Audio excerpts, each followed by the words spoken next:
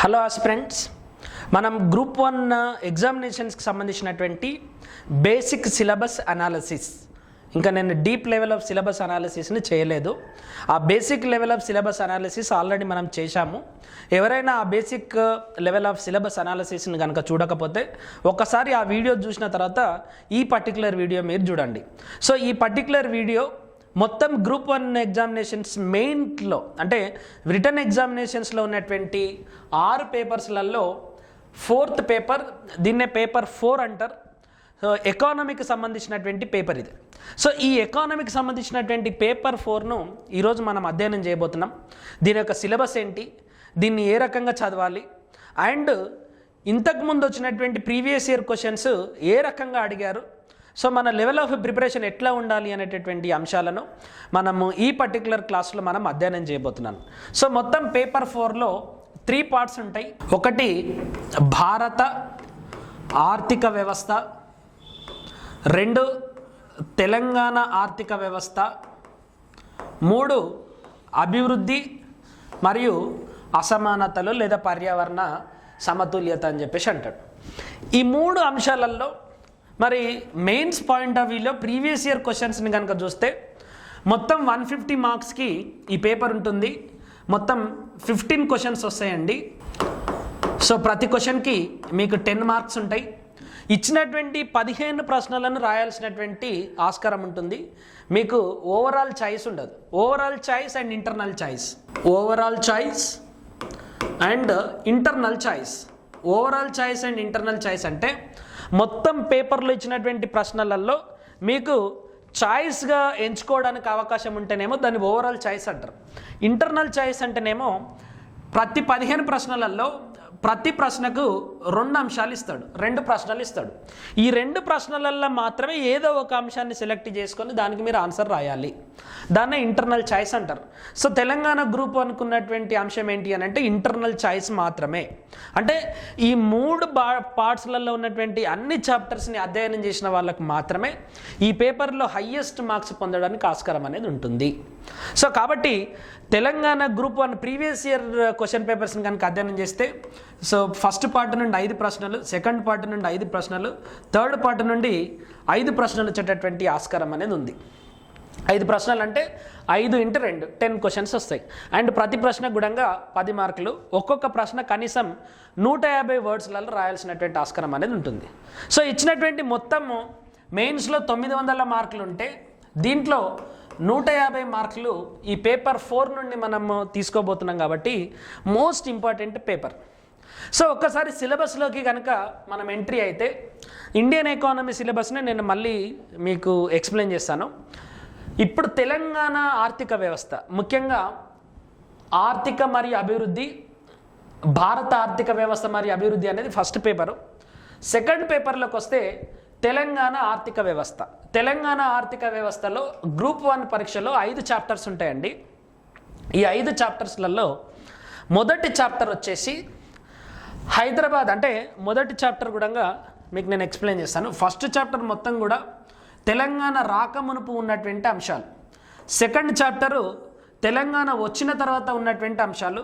Third chapter మళ్ళీ తెలంగాణ రాకమునుపు. 4th and 5th chapters Telangana వచ్చిన తర్వాత. అంటే first chapter and third chapter ఈ 2 before the formation of Telangana, before the formation of Telangana. And second, 4th and 5th chapters Telangana వచ్చిన తర్వాత, అంటే after formation of Telangana. Telangana వచ్చిన తర్వాత జరిగినటువంటి పరిణామాలను మనం అధ్యయనం చేయాలి. సో మొదటి చాప్టరు అండ్ 3వ చాప్టరు, ఈ 2 చాప్టర్లు తెలంగాణ ఉద్యమంతో కనుక మీరు కలిపి చదివారనుకోండి, సో మీకు తెలంగాణ ఎకానమీ కూడా, తెలంగాణ జాగ్రఫీ కూడా మరింత బాగా అర్థం కావడానికి ఆస్కారం అనేది ఉంటుంది. ఫర్ ఎగ్జాంపుల్ ఇక్కడ చూడండి, మీకు హైదరాబాద్ రాష్ట్రంలో తెలంగాణ ఆర్థిక వ్యవస్థ అంటే హైదరాబాద్ రాష్ట్రం 1724 నుండి తీసుకుంటే మీకు హైదరాబాద్ స్టేట్ యొక్క ఆర్థిక వ్యవస్థ ఎట్లా ఉంది అనేటటువంటి అంశాలు తెలుస్తుంది. హైదరాబాద్ రాష్ట్రంలో తెలంగాణ ఆర్థిక వ్యవస్థ అంటే 1724 నుండి 1900 1948 వరకు 1724 నుండి 1948 వరకు హైదరాబాద్ రాష్ట్రంలో వ్యవసాయ పరిస్థితి ఎట్లుంది, పారిశ్రామిక రంగం ఎట్లుంది, దాని తర్వాత సేవల రంగం ఎట్లుంది, తర్వాత వాణిజ్య రంగం ఎట్లుంది, మౌలిక సదుపాయాల యొక్క కల్పన ఎట్లుంది, ఇట్లాంటి అంశాలన్నీ కూడా చాలా స్పష్టమైనటువంటి అథెంటిక్ స్టాటిస్టిక్స్ తోటి, అథెంటిక్ డాటా తోటి మాత్రం మీరు అధ్యయనం చేయాలి. ఇది తెలంగాణ రాకమునుపు. దాని తర్వాత ఉమ్మడి ఆంధ్రప్రదేశ్లో తెలంగాణ ఆర్థిక వ్యవస్థ. ఉమ్మడి ఆంధ్రప్రదేశ్ అంటే ఈ 1948 తర్వాత ఎప్పుడైతే 1948లో హైదరాబాద్ రాష్ట్రము మరి ఇండియన్ యూనియన్లో విలీనమైందో 48 నుండి 1956 వరకు, 48లో ఇండియన్ యూనియన్లో విలీనమైన తర్వాత మిలిటరీ ప్రభుత్వం జేఎన్ చౌదరి ఆధ్వర్యంలో, దాని తర్వాత పౌరపాలన సివిల్ గవర్నమెంట్ వెల్లోడి ఆధ్వర్యంలో, దాని తర్వాత సాధారణ ఎన్నికలు జరిగి బూరుగుల రామకృష్ణారావు గారు ముఖ్యమంత్రిగా ఎన్నిక కావడం.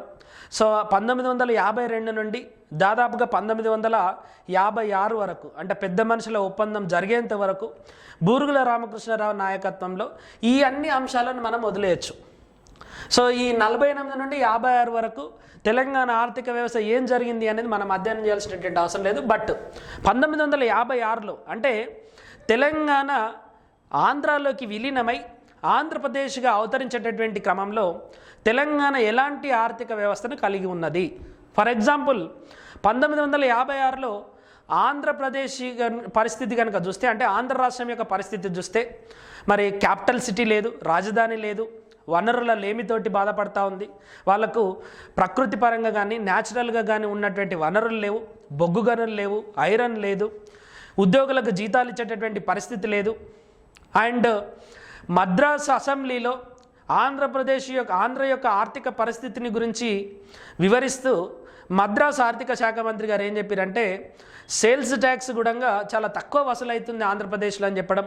దాని తర్వాత నీలం సంజీవరెడ్డి కానీ చాలామంది కూడా ఆంధ్రప్రదేశ్ యొక్క ఆర్థిక పరిస్థితిని వివరిస్తూ చాలా ఆర్టికల్స్ రాయడం, స్టేట్మెంట్లు ఇవ్వడం జరిగింది. అంటే 1956లో తెలంగాణ యొక్క ఆర్థిక స్థితి ఏమో 400 నుండి 500 చరిత్ర కలిగినటువంటి రాజధాని, సర్ప్లస్ రెవెన్యూ ఉన్నటువంటి రాష్ట్రము, అత్యధికమైనటువంటి ప్రకృతి వనరులు ఉన్నటువంటి రాష్ట్రము, మరియు ఈ మొత్తం దేశంలోనే అత్యంత వైభవోపేతమైనటువంటి మానవ నిర్మిత సౌధాలు కలిగినటువంటి ప్రాంతము.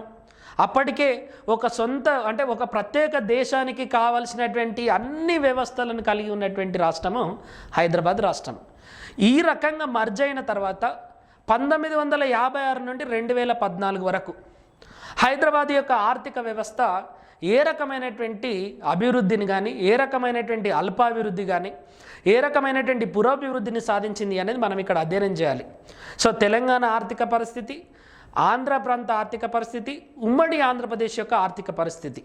సో పర్ క్యాపిటా ఇన్కమ్ నుండి మొదలుకుంటే ఒక రాష్ట్రం యొక్క ఆర్థిక పరిస్థితిని అంచనా వేయడానికి సంబంధించినటువంటి అన్ని ఆర్థిక పరమైనటువంటి మౌలిక అంశాలు, వీటినే మ్యాక్రో ఎకనామిక్ పారామీటర్స్, స్థూల ఆర్థిక అంశాలు అని చెప్పేసి అంటారు.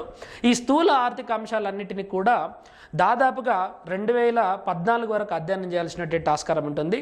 మొత్తం ఫస్ట్ చాప్టర్లో one of the biggest sub topics ఏంటి అని అంటే ఇదే సబ్ టాపిక్.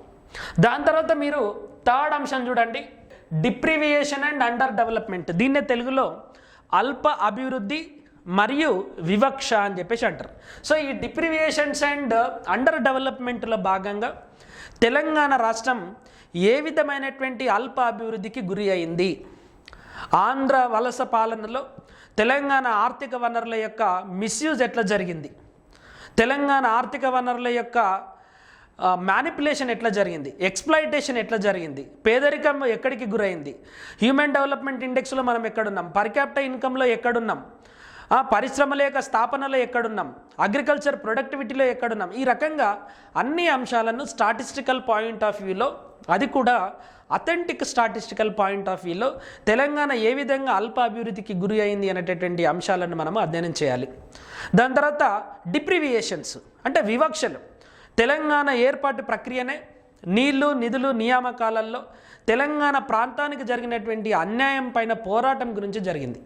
సో దీంట్లో నీళ్ల పంపకంలో, ముఖ్యంగా కృష్ణా గోదావరి నీళ్లను పంచడంలో కానీ, ట్రిబ్యునల్ యొక్క జడ్జిమెంటు, దాన్నే ట్రిబ్యునల్ అవార్డు అంటారు. సో గోదావరి మీద వేసినటువంటి బచావతి ట్రిబ్యునల్, కృష్ణా మీద వేసినటువంటి బచావతి ట్రిబ్యునల్, ఈ రెండు ట్రిబ్యునల్ యొక్క అవార్డులను అమలు చేయడంలో జరిగినటువంటి నిర్లక్ష్య పరంపర. దాని తర్వాత తెలంగాణ రాష్ట్రంలో స్వాతంత్రం రాకముందే జరిగినటువంటి వివిధ రకాలైనటువంటి ప్రాజెక్టుల నిర్మాణం, తదనంతరం వాటిని రెన్యూ చేయాల్సినటువంటి కాలంలో జరిగినటువంటి జాప్యాలు, నిర్లక్ష్యాలు. అదే రకంగా కృష్ణా నదికి సంబంధించి ఏ రకమైనటువంటి అన్యాయాలు జరిగినాయి, నాగార్జున సాగర్ నీటి పంపకంలో కానీ, ఎడమ కుడి కాలువల మధ్య తేడాలలో కానీ, దాని తర్వాత పోతిరెట్టుకుపాటు సంబంధించినటువంటి అంశాలలో కానీ, జూరాల ప్రాజెక్టును నిర్మించడంలో 17.84 టీఎంసీ ఆఫ్ వాటర్ మనకు బచావతి కేటాయించినా కూడా 10 టీఎంసీల కెపాసిటీతోటే జూరాల ప్రాజెక్టును కట్టడానికి గల కారణాలేంటి. దాని తర్వాత పోతిరెట్టిపాడు హెడ్ రెగ్యులేటర్. సో పోతిరెట్టిపాడు అనేటటువంటి హెడ్ రెగ్యులేటర్ అసలు ఎందుకు వచ్చింది, మద్రాసుకు మనం ఎందుకు నీళ్ళు ఇస్తున్నాం, ఇట్లా కృష్ణా నది పైన, గోదావరి నది పైన వాటి యొక్క నీటిని పంచడంలో తెలంగాణ ప్రాంతానికి జరిగినటువంటి అన్యాయాలేంటి, దీని వలన జరిగినటువంటి పరిణామాలేంటి, ఉద్యోగ నియామకాలలో తెలంగాణకు జరిగినటువంటి అన్యాయాలు 1956లో జెంటిల్మెన్ అగ్రిమెంట్లో పేర్కొన్నటువంటి విధంగా మరి స్థానికులకే ఎక్కువ ఉద్యోగాలు ఇవ్వాలి అనేటటువంటి ఒక సహజ న్యాయ సూత్రం మీద ఆంధ్రప్రదేశ్ ఏర్పడింది. దానికంటే ముందు తెలంగాణ అనేటటువంటి ప్రాంతానికి ఒక ప్రత్యేకమైనటువంటి చారిత్రాత్మక వైభవం ఉంది, చారిత్రాత్మక నేపథ్యం ఉంది. కాబట్టి స్థానికులకే ఉద్యోగాలు ఇవ్వాలి అనేటటువంటి ఒక ముల్కీ అనేటటువంటి రూల్ను 1888లోనే గెజెట్ నోటిఫికేషన్ ద్వారా ఆమోదించారు. ఆ రోజు నుండి మొదలుకుంటే ఈ రోజు వరకు ప్రతిసారి కూడా స్థానికులకు అన్యాయం జరుగుతూనే ఉంది. అయితే ఈ స్థానికత అనేటటువంటి అంశాన్ని తుంగలో తొక్కుతూ ఉమ్మడి ఆంధ్రప్రదేశ్లో తెలంగాణ ప్రాంత విద్యార్థులకు కానీ, తెలంగాణ ప్రాంత ఉద్యోగులకు జరిగినటువంటి అన్యాయాన్ని మనము అధ్యయనం చేయాలి. ఎట్లా అధ్యయనం చేయాలి? 1956లో మనకు మరియు ఆంధ్ర ప్రాంతం వాళ్ళకు జరిగినటువంటి ఒప్పందం ఏంటి, దీన్ని 1969 వచ్చే వరకల్లా ఏ రకంగా ఉల్లంఘించారు, మరి ఉల్లంఘించారని ఎవరు చెప్పాలి? ఏదో ఒక కమిటీ చెప్పాలి కదా. సో ఈ పర్టికులర్ పరిణామ క్రమంలో ఉద్యోగాలకు సంబంధించి తీవ్రమైనటువంటి పోరాటం జరగడంతో అఖిలపక్ష సమావేశము, దాని తర్వాత వచ్చినటువంటి జీవో నెంబర్ 36, దానిపైన హైకోర్టు తీర్పులు, సుప్రీంకోర్టు తీర్పులు, తదనంతరం 5 సూత్రాల పథకం, 8 సూత్రాల పథకం, దానికంటే ముందు వచ్చినటువంటి కేఎం వాంచు కమిటీ, దాని తర్వాత వచ్చినటువంటి ఇందిరాగాంధీ పీరియడ్లో వచ్చినటువంటి 6 పాయింట్ ఫార్ములా. సో 1956 నుండి 6 పాయింట్ ఫార్ములా వరకు ఒక రకమైనటువంటి అధ్యయనం, ఒక రకమైనటువంటి పోరాటం, ఒక రకమైనటువంటి పాలసీ.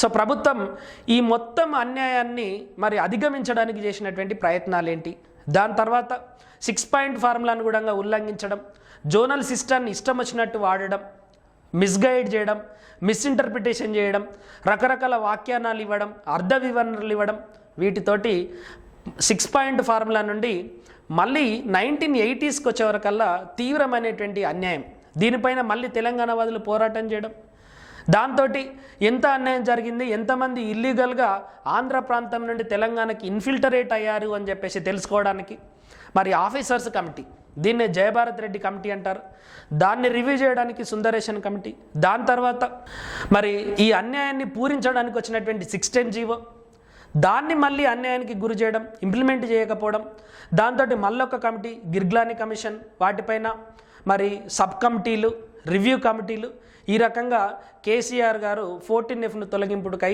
ఆయన తీసుకున్నటువంటి పోరాటం. సో నేటి వరకు కూడా ఉద్యోగాలలో జరుగుతున్నటువంటి అన్యాయం అనేది మొత్తం తెలంగాణ ఉద్యమంతో ముడిపడి ఉన్నటువంటి అంశం. కాబట్టి దీన్ని తెలంగాణ ఉద్యమంతో కలిపి చదివితే ఎక్కువ మొత్తంలో మనము ఈ విషయాన్ని అర్థం చేసుకోవడానికి ఆస్కారం అనేది ఉంటుంది. దాదాపుగా మొత్తం తెలంగాణ ఉద్యమాన్ని ఇముడ్చుకున్నటువంటి టాపిక్ ఈ పర్టికులర్ సబ్ టాపిక్. దాని తర్వాత నిధులలో జరుగుతున్నటువంటి అన్యాయం. నేను ఇంతకుముందే చెప్పాను, తెలంగాణ ఆంధ్రతోటి కలవడానికంటే ముందే సుసంపన్నమైనటువంటి ఆర్థిక వ్యవస్థను కలిగి ఉన్నటువంటి ప్రాంతం ఆంధ్ర. తెలంగాణతోటి కలిసి ఆంధ్రప్రదేశ్ ఏర్పడే నాటికి రాజధాని లేక, జీతాలు ఇవ్వలేక, వనరులు లేక, మరి ఒక ఫిజికల్ డెఫిసిట్ తోటి, రెవెన్యూ డెఫిసిట్ తోటి స్టార్ట్ అయినటువంటి ప్రాంతం. సో దాని తర్వాత మనము పెద్ద మనుషుల ఒప్పందంలో కుదుర్చుకున్నటువంటి ఒప్పందం ప్రకారము మరి దాన్ని ఇంప్లిమెంట్ చేయలేక జరిగినటువంటి అన్యాయం పరంపర, లలిత్ కమిటీ ఇచ్చినటువంటి నివేదిక, వశిష్ఠ భార్గవ్ కమిటీ ఇచ్చినటువంటి నివేదిక, తెలంగాణ రీజనల్ కమిటీ ఇచ్చినటువంటి నివేదికలన్నీ కూడా మనం అధ్యయనం చేయాల్సినటువంటి ఆస్కారం అనేది ఉంటుంది. సో ఇది ఈ పర్టికులర్ సబ్ టాపిక్ పైన మనం అధ్యయనం చేయాల్సినటువంటి అంశాలు. దాని తర్వాత structure and growth of Telangana. So ఇప్పుడు ఈ మూడవ సబ్ టాపిక్ తర్వాత 2021-22 ఎకనామిక్ సర్వే అండ్ బడ్జెట్ ఇది ఇంకా రాలేదు. సో వెరీ సూన్ మార్చి నెలలో రాబోతుంది. ఈ ఎకనామిక్ సర్వేల నుండి ప్రస్తుతం తెలంగాణ ఆర్థిక వ్యవస్థకు సంబంధించినటువంటి జిఎస్డిపి గ్రోత్ రేట్స్ స్థిర ధరల వద్ద ఎట్లుంది మరియు ప్రస్తుత ధరల వద్ద ఎట్లుంది, వివిధ రంగాల యొక్క గ్రోత్ రేట్స్ ఎట్లున్నాయి, పారిశ్రామిక రంగం ఎట్లుంది, ప్రాథమిక రంగం ఎట్లుంది, తృతీయ రంగం ఎట్లుంది, కాన్స్టెంట్ ప్రైస్ దగ్గర ఎట్లున్నాయి, కరెంట్ ప్రైస్ దగ్గర ఎట్లున్నాయి, దాని తర్వాత పర్ క్యాపిటల్ ఇన్కమ్స్ మిగతా రాష్ట్రాలతో పోల్చుకున్నప్పుడు ఎట్లుంది, భారతదేశంతో పోల్చుకున్నప్పుడు ఎట్లా ఉంది అనేటటువంటి జిఎస్డిపి తీరుతెన్నులను మనం అధ్యయనం చేయాలి. సో దీనికి సోర్స్ ఏంటి అని అంటే ఎకనామిక్ సర్వే అండ్ బడ్జెట్. దాని తర్వాత sectorial trends in GSDP. Sectorial trends అంటే జిఎస్డిపిలో వివిధ రంగాల యొక్క వృద్ధి తీరుతెన్నులు.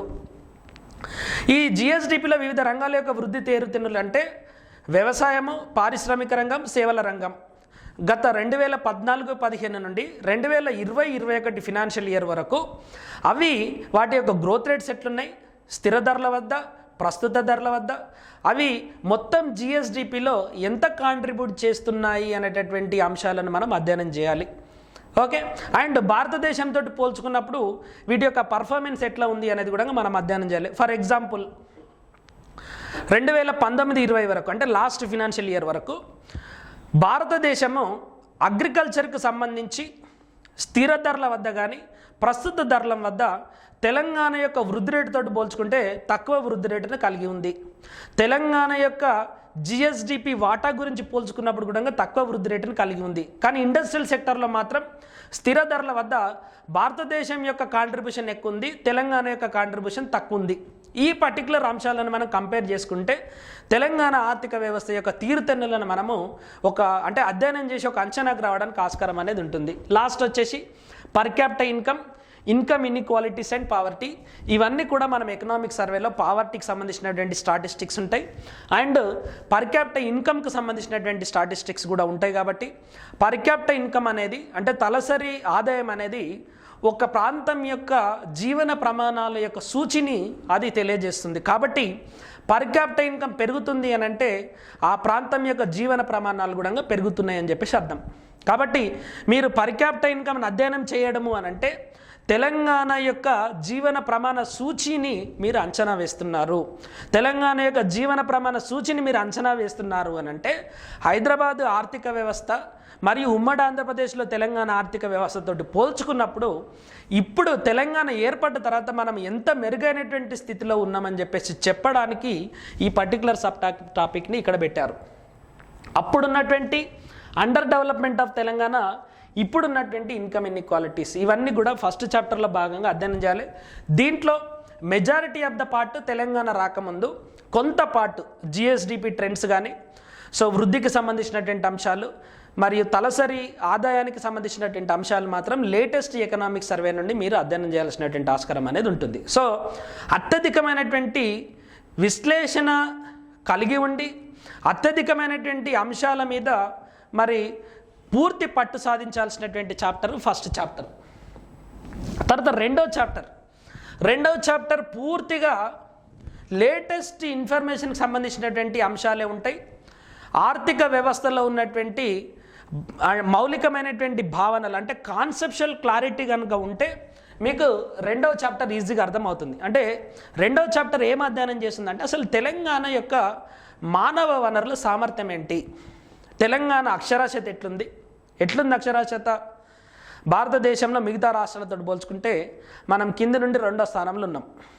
సో ఇప్పుడు తెలంగాణ యొక్క అక్షరాస్యత జిల్లాలలో ఎట్లుంది, వివిధ సామాజిక వర్గాల యొక్క అక్షరాస్యత ఎట్లుంది, వివిధ మతాల యొక్క అక్షరాస్యత ఎట్లుంది, స్త్రీ పురుషుల అక్షరాస్యత ఎట్లా ఉంది, ఇట్లాంటి మేజర్ డెమోగ్రఫిక్ అంశాలను తీసుకొని మనం లేటెస్ట్ సెన్సస్ ఆఫ్ తెలంగాణ, దీన్నే స్టాటిస్టికల్ అబ్స్ట్రాక్ట్ ఆఫ్ తెలంగాణ అని చెప్పేసి అంటే దాన్ని అధ్యయనం చేయాలి. దీంట్లో భాగంగానే డెమోగ్రఫిక్ డివిడెండ్ తెలంగాణ రాష్ట్రంలో మరి 15 నుండి 59 సంవత్సరాల మధ్య ఉన్నటువంటి యంగ్ స్టార్స్ ఎంతమంది ఉన్నారు, దాన్నే వర్క్ పార్టిసిపేషన్ రేట్ ఎట్లుంది, ఆక్యుపేషనల్ స్ట్రక్చర్ ఎట్లుంది, అంటే వివిధ రంగాలలో వివిధ సెక్టార్స్లలో ఎవరెవరు ఎంత పెద్ద మొత్తంలో మరి ఎంగేజ్ అయి ఉన్నారు, ఎంత పెద్ద మొత్తంలో రిక్రూట్ అయి ఉన్నారు. దాని తర్వాత హెల్త్ రిలేటెడ్ అంశాలు అంటారు, అంటే ఐఎంఆర్ ఎట్లుంది, infant mortality rate, child mortality rate, under 5 mortality rate, neonatal mortality rate, maternal mortality rate, total fertility rate. దాని తర్వాత ఇవన్నీ కూడా భారతదేశంతో పోల్చుకున్నప్పుడు ఏ స్థాయిలో ఉన్నాం. ఇదే రకంగా ఈ అంశాలను చూస్తూనే సస్టైనబుల్ డెవలప్మెంట్ గోల్స్, సుస్థిర అభివృద్ధి లక్ష్యాల సాధనలో ఈ నంబర్స్ అన్నీ కూడా ఏ స్థాయిలో ఉన్నాయి అనేటటువంటి అంశాలను కూడా మనము అధ్యయనం చేయాల్సినటువంటి ఆస్కారం అనేది ఉంటుంది. కాబట్టి తర్వాత లిటరసీ అండ్ ఆక్యుపేషనల్ స్ట్రక్చరు, ఇవన్నిటిని కూడా మనము అధ్యయనం చేయాల్సినటువంటి ఆస్కారం ఉంటుంది. ఇది తెలంగాణ వచ్చిన తర్వాత పూర్తిగా ఎకనామిక్ సర్వే లేదా Telangana statistical abstract latest edition 2021 నుండి మనం చదవాల్సినటువంటి ఆస్కారం ఉంటుంది. దీంట్లో తెలంగాణ ఉద్యమాన్ని కానీ ఇంకా తెలంగాణ చారిత్రాత్మక సాంస్కృతిక అంశాలను కానీ మిళితం చేయాల్సినటువంటి ఆస్కారం లేదు.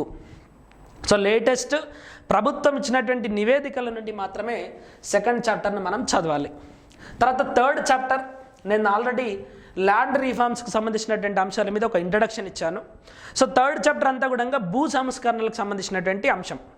భారతదేశం అంతా జమీందారు విధానము, రైత్వారి విధానము, మహల్వారి విధానం అనేటటువంటి 3 రకాలైనటువంటి భూస్వామ్య విధానాలు అమల్లో ఉంటే హైదరాబాద్ రాష్ట్రంలో ముఖ్యంగా అసబ్జాహీ డైనాసిటీ వంశం కాలంలో 1724 నుండి 1948 కాలంలో కొన్ని ఎన్నో రకాలైనటువంటి భూస్వామ్య వ్యవస్థలు ఉన్నాయి, ల్యాండ్ టెన్యూరియల్ సిస్టమ్స్ ఉన్నాయి.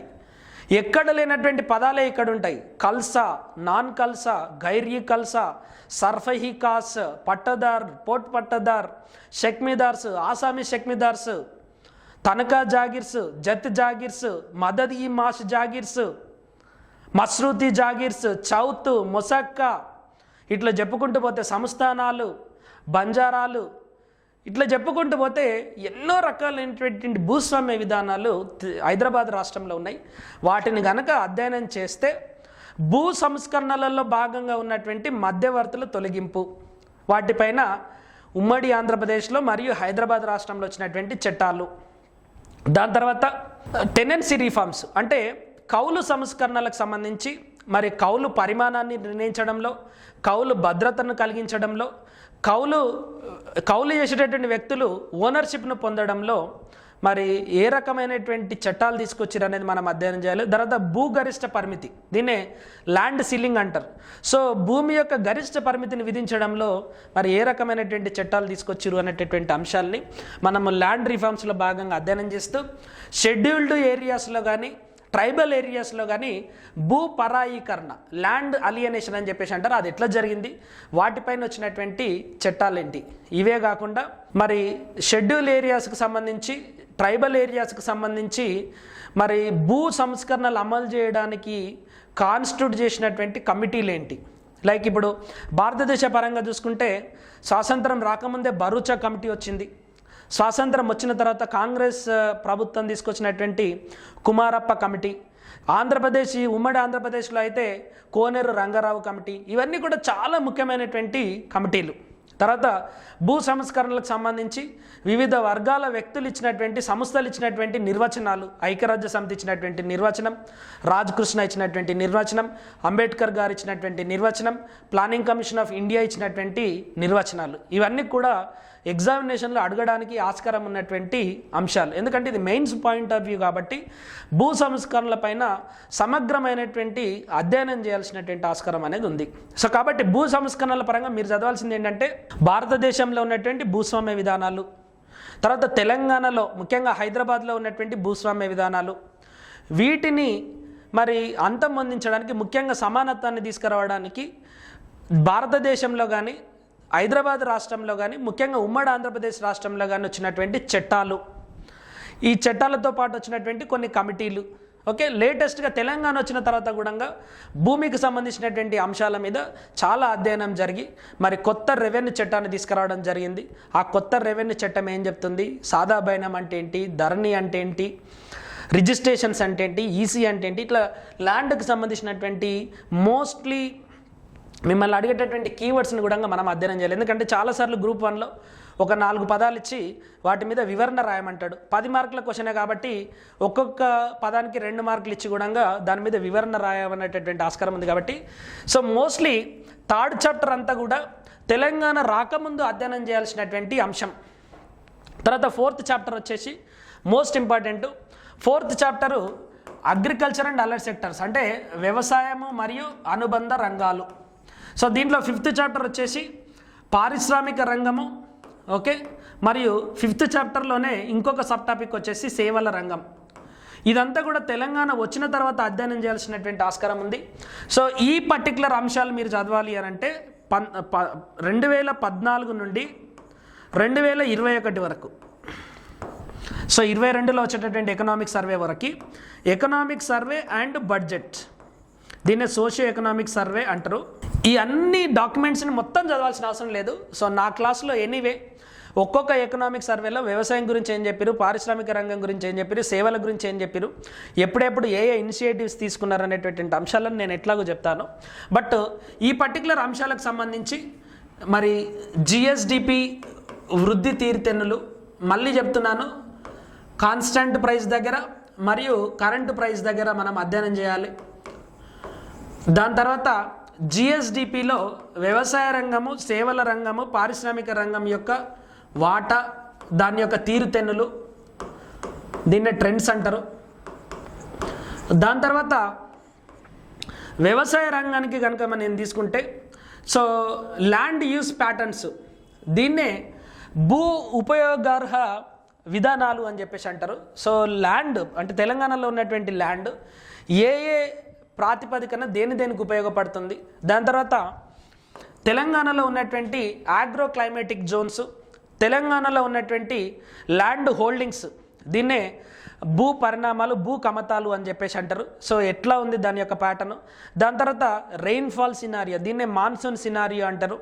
దాని తర్వాత అగ్రికల్చర్ ఇంటెన్సిటీ అంటే ఏంటి, ఇరిగేషన్ ఇంటెన్సిటీ అంటే ఏంటి, దాని తర్వాత వివిధ రకాలైనటువంటి క్రాప్స్ యొక్క పర్ఫార్మెన్స్ ఎట్లుంది, దాని తర్వాత ఫుడ్ గ్రెయిన్స్ పర్ఫార్మెన్స్ ఎట్లుంది, నాన్ ఫుడ్ గ్రెయిన్స్ పర్ఫార్మెన్స్ ఎట్లుంది, తెలంగాణలో ఎస్టాబ్లిష్ చేసినటువంటి వివిధ రకాలైనటువంటి ఇరిగేషన్ ప్రాజెక్ట్స్ ఏంటి, వాటి యొక్క స్టేటస్ ఏంటి, వీటితో పాటుగా అనుబంధ రంగాలైనటువంటి ఫారెస్ట్రీ అండ్ లాగింగ్ అంటారు దాన్ని, దాని తర్వాత animal husbandry, live stock, crops, దాని తర్వాత ఫిషరీస్ అండ్ ప్రైమరీ సెక్టర్లో భాగంగా మైనింగ్ అండ్ క్వారింగ్, ఈ అన్ని అంశాలను కనుక మనం అధ్యయనం చేస్తూ తెలంగాణ రాష్ట్రం ఏర్పడ్డ తర్వాత వ్యవసాయము, రైతులు, వ్యవసాయ రంగ అభివృద్ధి గురించి తెలంగాణ రాష్ట్ర ప్రభుత్వం తీసుకుంటున్నటువంటి వివిధ రకాలైనటువంటి విధానపరమైనటువంటి పథకాలేంటి, నిర్ణయాలేంటి, వాటి యొక్క రిజల్ట్స్ ఏంటి అనేది మనము వ్యవసాయము మరియు దాని అనుబంధ రంగాలలో మనం అధ్యయనం చేయాలి. అండ్ వ్యవసాయ రంగం గురించి ఏవైనా కొత్త చట్టాలు తీసుకొస్తే కూడా వాటిని కూడా మనం అధ్యయనం చేయాల్సినటువంటి ఆస్కారం అనేది ఉంటుంది. దాని తర్వాత పారిశ్రామిక రంగానికి సంబంధించి 5th చాప్టర్ కనుక చూస్తే 5th అండ్ 5th చాప్టర్లో ఉన్నటువంటి సేవల రంగానికి సంబంధించి అధ్యయనం చేయాలంటే సేమ్ జిఎస్డిపి వృద్ధి తీరుతెన్నులు, పారిశ్రామిక రంగం యొక్క వృద్ధి తీరుతెన్నులు, సేవల రంగం యొక్క వృద్ధి తీరుతెన్నులు, స్థిర ధరల వద్ద, ప్రస్తుత ధరల వద్ద, అండ్ జిఎస్డిపి వాటా తీరుతెన్నులు. నార్మల్గా మనం వ్యవసాయ రంగం గురించి అధ్యయనం స్టార్ట్ చేసేటప్పుడే 3 రంగాల యొక్క తీరుతెన్నులను ఒకటేసారి అధ్యయనం చేయగలిగితే మనకు కంపారిజన్ జరుగుతుంది. అంటే ఏ రంగము బెటర్గా పర్ఫామ్ చేస్తుంది, ఏ రంగం వరస్ట్గా పర్ఫామ్ చేస్తుంది అనేది కనుక మనం కంపేర్ చేసి కనుక చదివితే అప్పుడు మీకు ఈ 3 రంగాలపైన ఒకేసారి పూర్తి పట్టును సాధించడానికి ఆస్కారం అనేది ఉంటుంది. అయితే పారిశ్రామిక రంగంలో తెలంగాణ రాష్ట్రం ఆవిర్భవించిన తర్వాత మనం ఒక కొత్త చట్టాన్ని తీసుకొచ్చినాం, దాన్ని టీఎస్ ఐపాస్ అని చెప్పేసి అంటారు. ఆ టీఎస్ ఐపాస్ వల్ల జరిగినటువంటి రిజల్ట్స్ ఏంటి, ఎన్ని పరిశ్రమలు వచ్చినాయి, ఎన్ని ఉద్యోగాలు సృష్టించబడినాయి, ఎంత ఇన్వెస్ట్మెంట్ ఈ రాష్ట్రంలోకి వచ్చింది అనేది మనం సపరేట్గా అధ్యయనం చేయాలి. దానిపైన ఖచ్చితంగా ప్రశ్నలు రావడానికి ఆస్కారం అనేది ఉంటుంది. తర్వాత టీఎస్ ఐపాస్ యొక్క మౌలిక అంశాలు, so salient features of TSI pass గురించి అడుగుతాడు. దాని తర్వాత రీసెంట్గా ఎంఎస్ఎంఈ సెక్టార్కి సంబంధించి డెఫినేషన్స్ చేంజ్ చేశారు కదా, వాటిపైన అడుగుతాడు. దాని తర్వాత తెలంగాణ రాష్ట్రంలో వివిధ జిల్లాలలో ఉన్నటువంటి, దీన్ని జియోగ్రఫీతో కలిపి చదవాలండి. పారిశ్రామిక రంగాన్ని జియోగ్రఫీతో కలిపి కనుక చదివితే మీకు ఇన్ఫ్రాస్ట్రక్చర్ రిలేటెడ్ ఇష్యూస్, దాని తర్వాత శక్తికి సంబంధించినటువంటి అంశాలు, వనరులకు సంబంధించినటువంటి అంశాలు, దాని తర్వాత తెలంగాణ రాష్ట్రంలో ఎక్కువ అడ్వాంటేజ్ ఉన్నటువంటి అంశాలు, ఇవన్నీ కూడా కలిపి చదవగలిగితే పారిశ్రామిక రంగాన్ని మనం కంప్లీట్ చేయొచ్చు. సేవల రంగంలోకి కనుక వస్తే తెలంగాణ రాష్ట్రంలో దాదాపుగా ఇప్పుడు లాస్ట్ ఫినాన్షియల్ ఇయర్లో 65.2% మనకు సర్వీస్ సెక్టర్ నుండి వస్తుంది. సో ఎందుకు సర్వీస్ సెక్టర్ నుండి మనం ఇంత ఇన్కమ్ను పొందగలుగుతున్నాం? సర్వీస్ సెక్టర్ నుండి ఎక్కువ ఇన్కమ్ రావడం వల్ల అది లాభమా నష్టమా?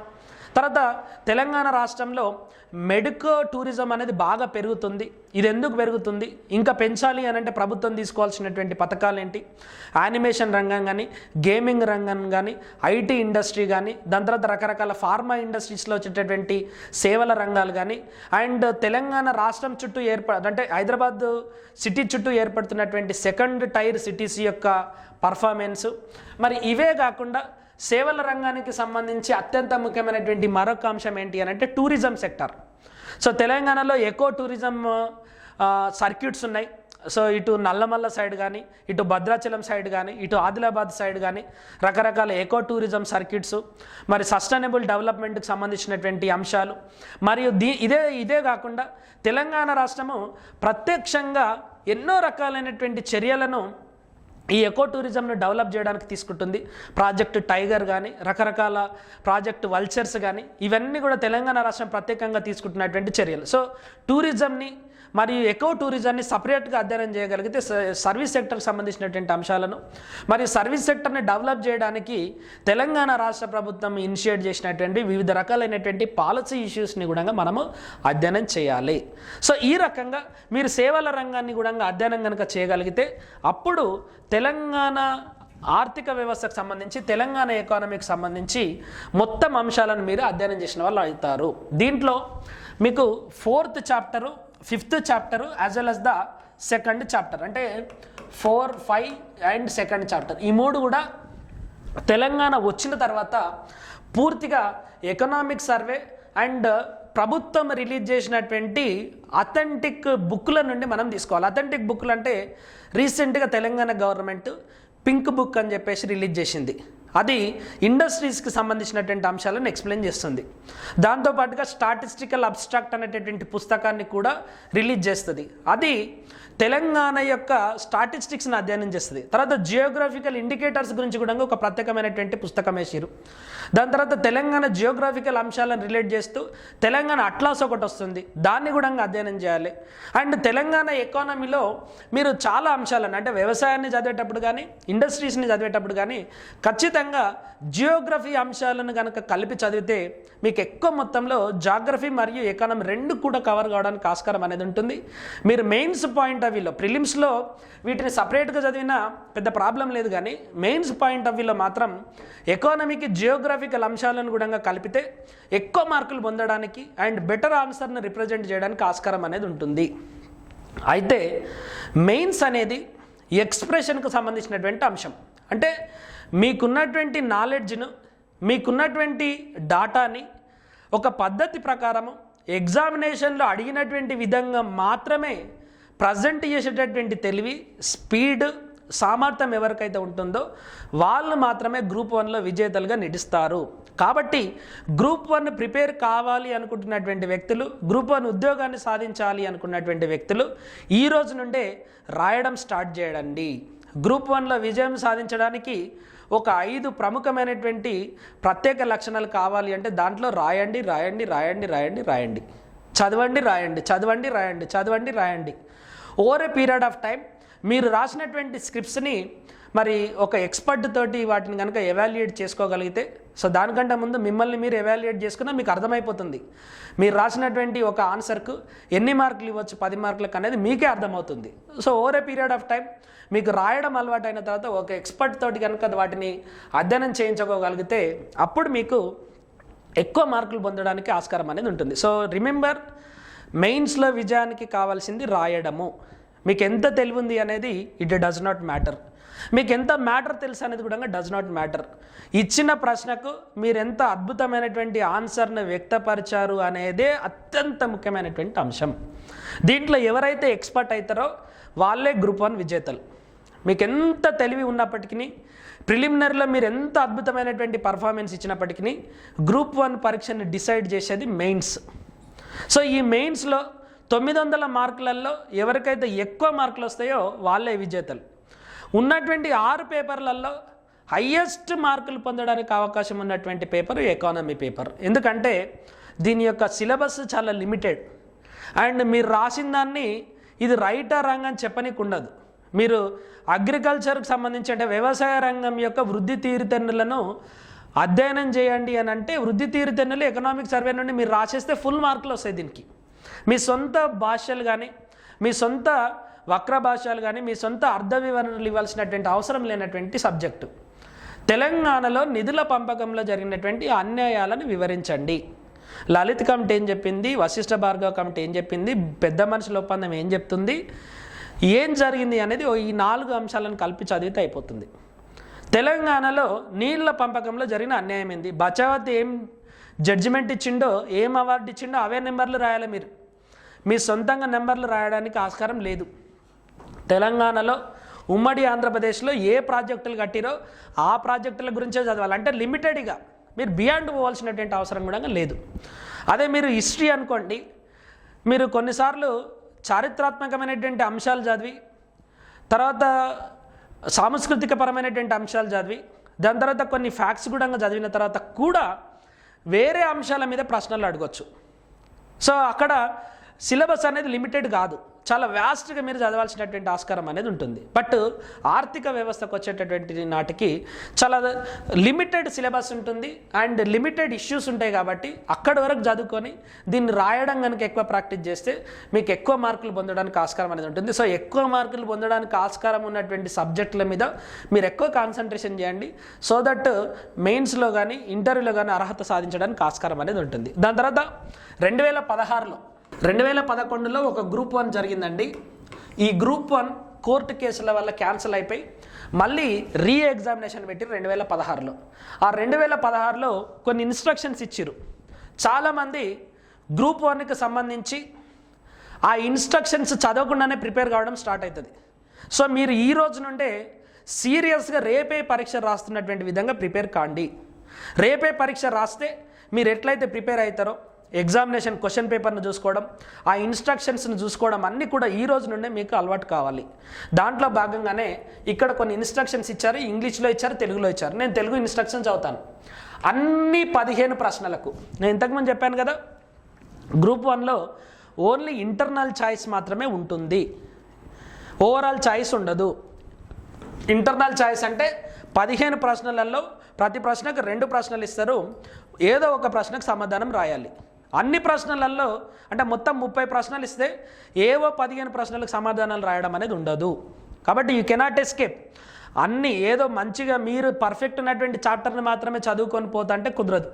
అన్ని చాప్టర్లను చదవాల్సిందే, ఒక్కొక్క చాప్టర్లో ఉన్నటువంటి అన్ని సబ్ టాపిక్స్ని కూడా చదవాల్సిందే. అప్పుడు మాత్రమే మీరు మొదటి కండిషన్ ఏదైతుందో అన్ని 15 ప్రశ్నలకు సమాధానాలు రాయాలి అనేటటువంటి అంశాన్ని మీరు సాటిస్ఫై చేస్తారు.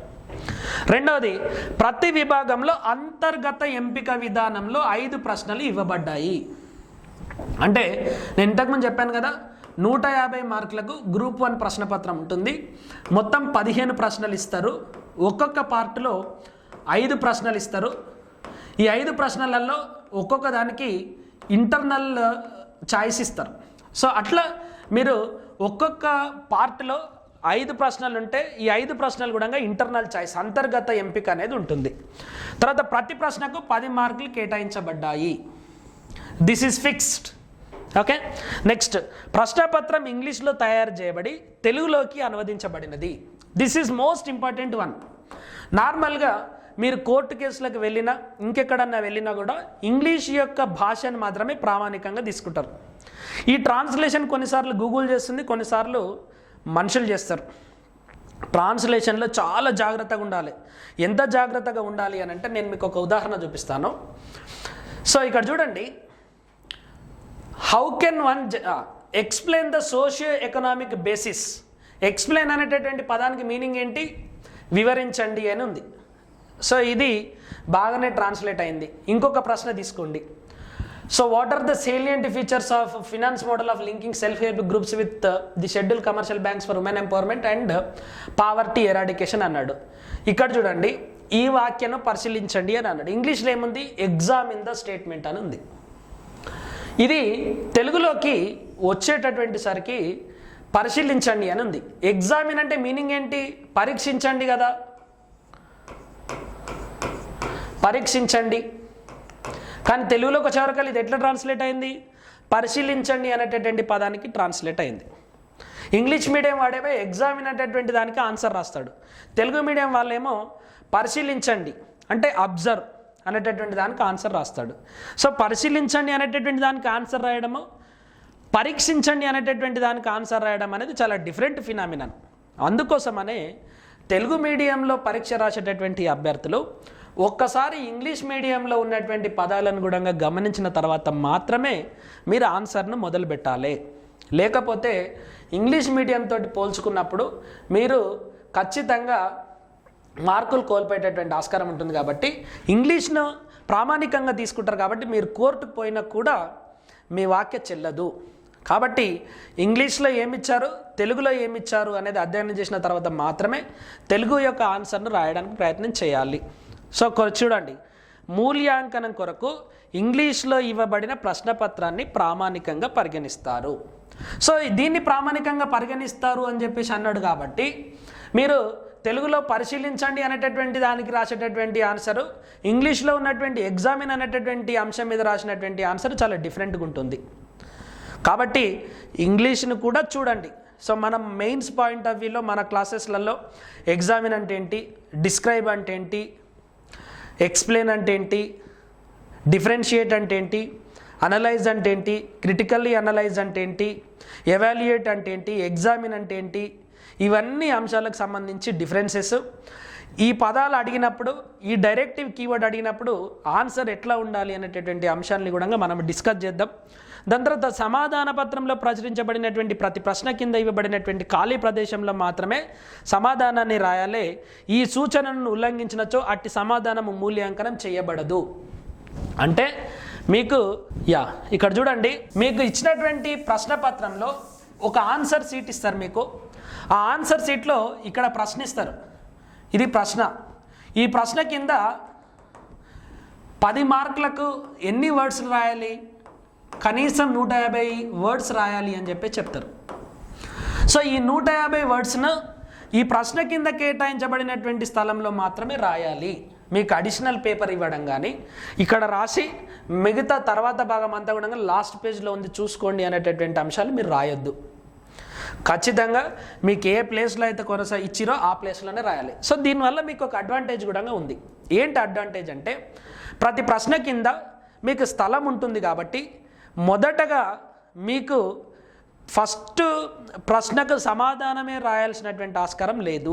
మీకు ఏ ప్రశ్న బాగొస్తే ఆ ప్రశ్నలన్నీ ముందు రాసేసి ఆ ప్రశ్న కిందనే జవాబు రాయాలి. కాబట్టి అక్కడక్కడ ఆ ప్రశ్నకు సంబంధించినటువంటి సమాధానం రాసేసి తర్వాత కొంచెం కష్టసాధ్యమైనటువంటి ప్రశ్నలు కానీ తర్వాత మీకు గుర్తులేనటువంటి ప్రశ్నల్ని కొంచెం తర్వాత క్రమంలో రాసినట్టయితే కనీసం ముందు రాసినటువంటి సమాధానాలకు ఎక్కువ మార్కులు పొందడానికి ఆస్కారం అనేది ఉంటుంది. మీరు కూడా ఉత్సాహంగా ఉండడానికి ఒక పనిలాగా పనిచేస్తుంది అది. కాబట్టి ఫస్ట్ ప్రశ్న, సెకండ్ ప్రశ్ననే మొదలు పెట్టాల్సిన అవసరం లేదు. మీకు ఏ ప్రశ్న బాగొస్తే ఆ ప్రశ్న మొదలు పెట్టండి, దాన్ని కంప్లీట్ చేయండి. మళ్ళీ కష్టసాధ్యమైనటువంటి ప్రశ్నలకి రాండి మీరు. కానీ ఎగ్జామినరు ఫస్ట్ క్వశ్చన్ నుండే మీ యొక్క సమాధానాలను ఎవాల్యుయేట్ చేయడం స్టార్ట్ చేస్తాడు. సో ఫస్ట్ క్వశ్చన్ ఎవరైనా కూడా మంచిగా ఇంప్రెసివ్గా, ఎగ్జామినర్ని మోసం చేయకుండా, ఎగ్జామినర్ను మేనేజ్ చేయకుండా, ఎగ్జామినర్ చూసి చూడనట్టు ఉంటాడు అనేటటువంటి భ్రమలో కనుక మీరు సమాధానం రాస్తే ఆ ఎఫెక్ట్ అనేది మిగతా ప్రశ్నపత్రాల మీద కూడా పోతుంది. కాబట్టి మీ యొక్క ఫస్ట్ ప్రశ్నలో మీ నిజాయితీ కనిపించాలి, ఫస్ట్ ప్రశ్నలో మీ యొక్క అథెంటిసిటీ కనిపించాలి, మీ యొక్క అథారిటీ కనిపించాలి, మీ యొక్క విషయ పరిజ్ఞానం కనిపించాలి, మీ యొక్క రైటింగ్ స్కిల్ కనిపించాలి. ఇవన్నీ కూడా కనిపిస్తే మిగతా ప్రశ్నపత్రాలు అంటే మిగతా జవాబులలో కొంత అటు ఇటు అయినప్పటికీ ఎగ్జామినర్కి ఆల్రెడీ ఒక ఇంప్రెషన్ ఉంటుంది కాబట్టి అది ఎక్కువ మార్కులు పొందడానికి ఆస్కారం అనేది ఉంటుంది. It's an human tendency, human behavioural approach ఇట్లుంటుంది. ఓకే, సో ఈ రకంగా మీకు అడిషనల్ పేపర్స్ అనేటివి ఇవ్వరు. ఇంకొకటి, ఈ సూచనను ఉల్లంఘించినచో అట్టి సమాధాన మూల్యాంకనం చేయబడదు. అంటే మీరు ఒక దగ్గర కాకుండా ఇంకొక దగ్గర రాసిన, అడిషనల్ పేపర్లు అటాచ్ చేసిన. సో లాస్ట్ ఇయర్ గ్రూప్ 2లో ఎగ్జామినర్స్ చాలా తప్పులు చేసిరు. ఇన్విజిలేటర్స్కి సరైనటువంటి రూల్స్ అండ్ రెగ్యులేషన్స్ తెలియక వైట్నర్ వాడడము, వాడకపోవడం. సో ఇక్కడ కూడా కొంతమంది ఆ ఎగ్జామినర్స్కి కానీ ఇన్విజిలేటర్స్కి కానీ సరైనటువంటి అవగాహన లేకున్నప్పటికీ కనీసం పరీక్ష రాసేటటువంటి అభ్యర్థికైనా కూడా ఈ పర్టికులర్ అంశాల మీద ఖచ్చితమైనటువంటి అవగాహన అనేది ఉండాలి. సో మనం నెక్స్ట్ క్లాస్లో, సో ఈరోజు మనం గ్రూప్ 1 పేపర్ 4కు సంబంధించినటువంటి సిలబస్ అనాలిసిస్ చూసినాం కదా. సో నెక్స్ట్ క్లాస్లో ఒక ప్రశ్న, ముఖ్యంగా 2016లో ఇచ్చినటువంటి ప్రశ్నల సరళి ఎట్లుంది, దాని యొక్క తీరుతెన్నులు ఎట్లున్నాయి, దాని తర్వాత ఒక ప్రశ్న ఇచ్చినప్పుడు ఈ ప్రశ్నను ఎట్లా రాయాలి, ఎట్లా మొదలు పెట్టాలి, ఒక ప్రశ్నకు ఆన్సర్ రాసేటటువంటి క్రమంలో ఫాలో కావాల్సినటువంటి స్టెప్స్ ఏంటి. సో స్టెప్ నెంబర్ 1 ఏం చేయాలి, స్టెప్ నెంబర్ 2 ఏం చేయాలి, స్టెప్ నెంబర్ 3 ఏం చేయాలి, 4 ఏం చేయాలి, 5 ఏం చేయాలి అనేది step by step process. And మనకు ఒక ప్రశ్న ఫర్ ఎగ్జాంపుల్ మీకు నేను ఇంతకుముందు చెప్పినట్టు మొత్తము పేపర్ 4 వచ్చేసి ఇక్కడ చూడండి, మ్యాక్సిమం మార్క్స్ 150 మార్క్స్ ఉన్నాయి కదా. ఎంత టైం ఉంది, 3 అవర్స్. 3 అవర్స్ అంటే మీనింగ్ ఏంటండి, 60 × 3 180 minutes. 180 minutes is equals to 150 marks. So ఒక ప్రశ్న రాయడానికి మీకు ఎన్ని నిమిషాల టైం ఉంది? సో మొత్తం 150 మార్కులు అంటే 150 మార్కులు పొందాలి అని అంటే ఒక్కొక్క మార్కుకు మీకు 1.2 minutes టైం మాత్రమే ఉంది. సో ఈ 150లో 15 ప్రశ్నలకు మీరు ఆన్సర్ రాయాలి. అంటే ఒక్కొక్క ప్రశ్నకు మీకు ఎంత టైం ఉంటుందండి, 12 నిమిషాల టైం అండి. ఒక ప్రశ్నను మీరు ఆన్సర్ చేయాలి అంటే 150 పదాలకు సంబంధించినటువంటి ఒక ప్రశ్నకు ఆన్సర్ని రాయాలి అని అంటే మీకున్న సమయం 12 నిమిషాలు. దీంట్లో తెలుగులో ఉన్నటువంటి ప్రశ్నను చదివి, ఇంగ్లీష్లో ఉన్నటువంటి ప్రశ్నను చదివి, దాని మీద మీ మైండ్లో ఒక పిక్చర్ వేసుకొని దాని మీద ఒక క్లారిటీ తెచ్చుకోవడానికి కనీసం 1 నుండి 2 నిమిషాలు పడుతుంది. సో మీరు 150 వర్డ్స్ రాయడానికి మిగిలినటువంటి సమయం 10 నిమిషాలు మాత్రమే. ఈ 10 నిమిషాలలో 150 పదాలు రాయాలి. అంటే ఒక్కొక్క నిమిషానికి కనీసం 15 పదాలు రాయాలి. సో ఈ ఒక్క నిమిషానికి 15 పదాలు అవి ప్రశ్నకు సంబంధించినవి అయి ఉండాలి. అండ్ ప్రశ్నకు సంబంధించినవి అయి ఉంటూనే పరీక్షలో ఏ పదాలు అయితే రాయాలనో అవే పదాలు రాయాలి. మీకు ఇష్టం వచ్చినటువంటి పదాలను మీ సొంత భాషలో రాయడానికి వీలుండదు. ఎందుకంటే వివరణాత్మకమైనటువంటి ప్రశ్నలకేమో ఒక రకమైనటువంటి ఆన్సర్ రాయాలి, విమర్శనాత్మకమైన లేదా విశ్లేషణాత్మకమైనటువంటి ప్రశ్నలకేమో ఒక రకమైనటువంటి ఆన్సర్లు రాయాలి. సో ఈ 10 నిమిషాలలో 150 పదాలు రాసేటప్పుడు మీరు రాసేది సరైనదా కాదా, దానికి ఏమైనా గ్రాఫికల్ రిప్రజెంటేషన్ ఇవ్వాలన్నా, దానికి ఏమైనా టేబుల్ వేయాలన్నా, లేకపోతే ఏదన్నా పటాలు వేయాలన్నా, ఏదన్నా మ్యాప్లు వేయాలన్నా, లేదా ఏదన్నా స్టాటిస్టిక్స్ని పొందుపరచాలన్నా, లేకపోతే ఏవైనా ఉదాహరణలు ఇవ్వాలా అనేటటువంటి అన్ని అంశాలను కూడా ఈ 10 నిమిషాలలోనే మీరు ఆలోచించాలి, మళ్ళీ రాయాలి కూడా. అది సరైనటువంటి సమాధానం అయి ఉండాలి. ఇప్పుడు ఆలోచించుకోండి, గ్రూప్ 1 పరీక్షలో విజయం సాధించాలంటే మీ టార్గెట్ అంతా 10 నిమిషాలు 150 words. 10 minutes equals to 150 words. దీన్ని ఎవరైతే క్రాక్ చేస్తారో, దీన్ని ఎవరైతే సాధించగలుగుతారో వాళ్ళు ఇప్పుడు మీరు కనుక మొదలు పెడితే 10 నిమిషాలలో మీ ఇష్టం వచ్చినటువంటి పదాలు రాయండి, మీకు ఇష్టం వచ్చిన టాపిక్ రాయండి అన్నా కూడా 150 వర్డ్స్ రాయడం అనేది కష్టసాధ్యమైనటువంటి పని. మీరు ఒక ప్రశ్నకు సమాధానం రాసేవరకలనే మీ చేయంతా గుంజుతుంది. కాబట్టి 10 నిమిషాలలో 150 వర్డ్స్, అట్లా 15 ప్రశ్నలకు సమాధానాలు రాయాలి. 3 గంటలు కంటిన్యూస్గా రాయాలి. ఒక్కసారి ఊహించండి మీరు ఎంత ప్రాక్టీస్ చేయాలి గ్రూప్ 1 ఎగ్జామినేషన్ పాస్ కావాలి అంటే. ముఖ్యంగా రైటింగ్ ప్రాక్టీస్ చాలా ముఖ్యం. కాబట్టి గ్రూప్ 1 ఎగ్జామ్ని సాధించాలి అని అంటే 10 minutes ఈక్వల్స్ టు 150 మార్క్స్. దీన్ని క్రాక్ చేసిన వాళ్ళు విజేతలు అవుతారు.